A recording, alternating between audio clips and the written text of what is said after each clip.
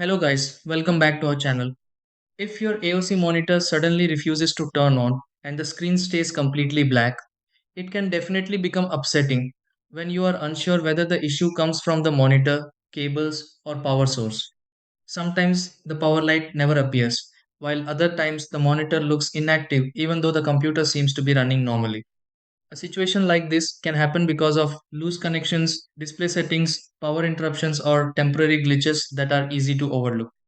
Before assuming something major completely stopped working, there are a few simple things worth checking because many AOC monitor power problems can improve after quick adjustments. In this video, let's go through several easy steps to help fix an AOC monitor not turning on. Try these. Step 1. Press the power button on the AOC monitor and check for any light response.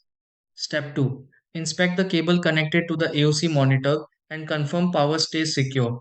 Step 3. Reconnect the display cable attached to the AOC monitor if the screen stays black. Step 4. Test the AOC monitor with another outlet if power still seems unavailable. Step 5. Restart the computer connected to the AOC monitor after reconnecting everything.